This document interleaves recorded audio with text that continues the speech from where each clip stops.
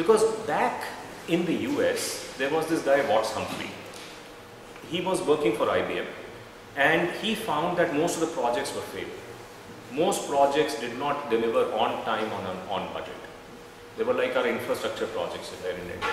And so he started working with Department of Defense, which was mostly the contracting entity on the other side, to come up with a set of practices that would improve the success rate of these projects. And that is how, you know, he eventually left IBM to set up something called the Software Engineering Institute with Carnegie Mellon, came up with a beautiful model which all of us now know today as the capability maturity model, right? And then a conversation started.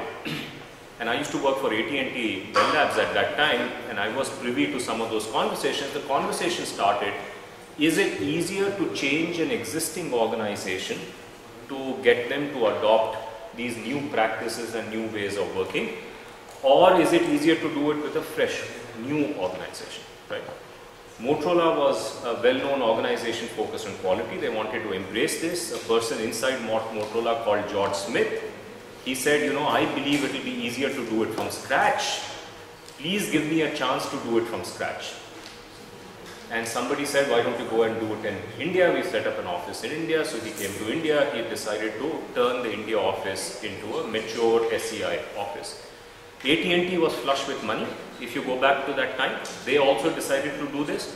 They did it, they called it the Silver Bullet Project in Cary, North Carolina, in Research Triangle Park. And, you know, lo and behold, what happened 3-4 years later, the most mature software development center within the AT&T world was Cary, North Carolina. But the most mature software development center in the whole world was where? Was here in Bangalore. Now this was all fine because Motorola's genesis was as a contracting company to Department of Defense. This was really what it was meant for. Software capability maturity model. But at that time, people in Wipro said, you know, maybe this is applicable for what we do in IT services.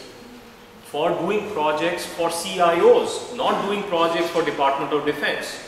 And that is where the concept shifted over for the first time. Before you knew it, Indian industry had embraced it in a very big way.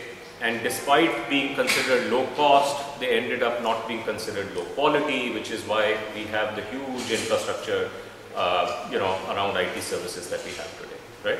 And I would therefore say a lot of our success in IT services is because we took an idea which was not born here in India and applied it to our situation and ran with it.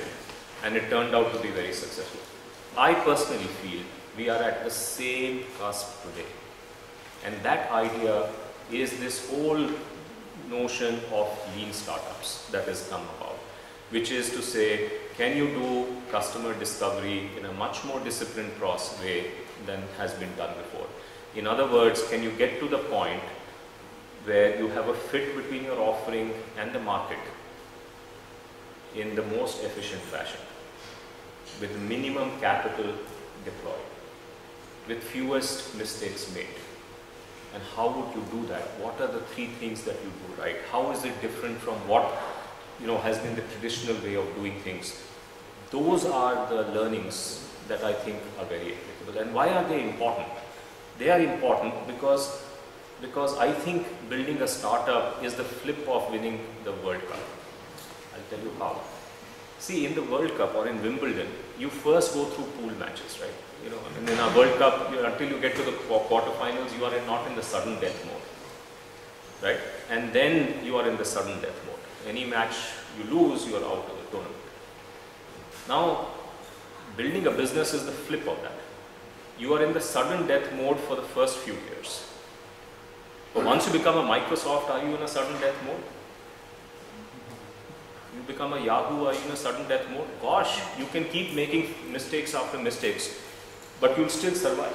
Because it is now the pool system, you know, it's, you win some, you lose some, it's a question of, you know, what you do overall that determines whether you are around or not. Yes? So in that sudden death mode, when in a startup, it is therefore very important, extraordinarily important that you play each match, which is to go from the first stage to the second stage, second to the third, you do whatever it takes to get to that stage.